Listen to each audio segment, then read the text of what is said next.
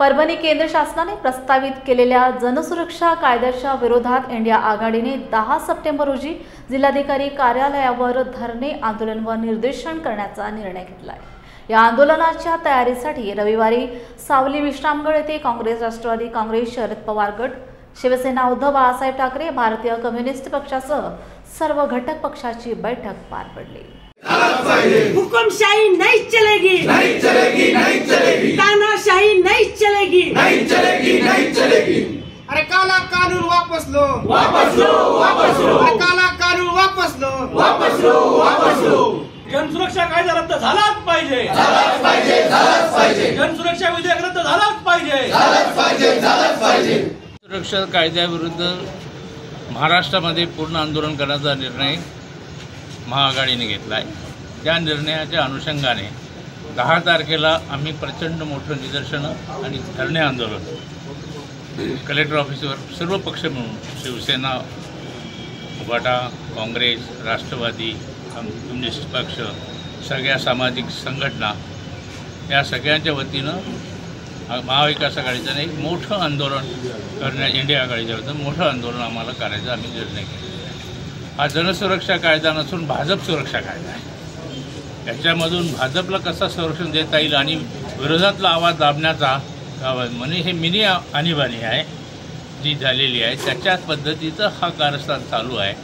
आणि संभ्रमाच्या वातावरणामध्ये सर्व समाजामध्ये फोड करून राज्य करण्याचा हा जो भाजपचा नीती आहे त्या पद्धतीनं त्यांनी हा जनसुरक्षा कायदा आला आहे। कोणी बोलताच कामा नाही, बोललं तर त्याचे घर जप्त करायचं, त्याला तुरुंगात टाकायचं आणि त्याची बर्बादी करायचा हा असा निर्णय या जनसुरक्षा कायदा असल्यामुळे आम्ही सर्वजण मिळून त्याचा प्रामुख्याने मोठा विरोध करणार आहोत आणि तो जनसुरक्षा कायदा रद्द झाला पाहिजे या पद्धतीचं आंदोलन करण्याची आमची तयारी। त्यामुळे स्वातंत्र्यपूर्व काळात इंग्रजांनी पब्लिक सेफ्टी बिल आणलं होतं, त्याविरुद्ध भगतसिंगांना असेंब्लीत बॉम्ब टाकला होता।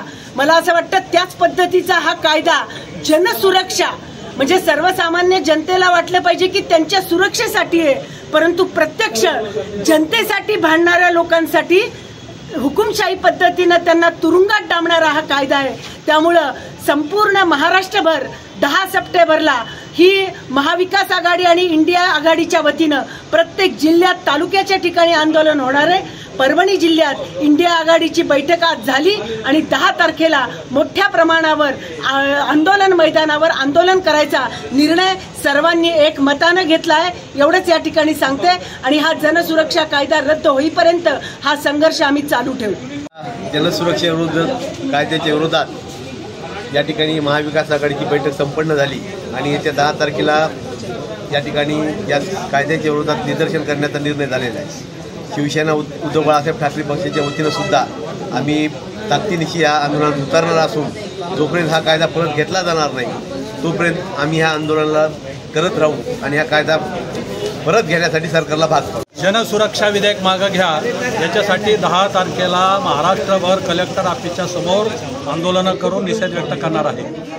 हे जे जनसुरक्षा कायदा आहे हा शेतकऱ्यांना, कामगारांना, सर्वसामान्य जनतेला चिरून टाकण्यासाठी, त्यांच्या मागण्या सगळ्या मोडून काढण्यासाठी हा कायदा आणलेला आहे।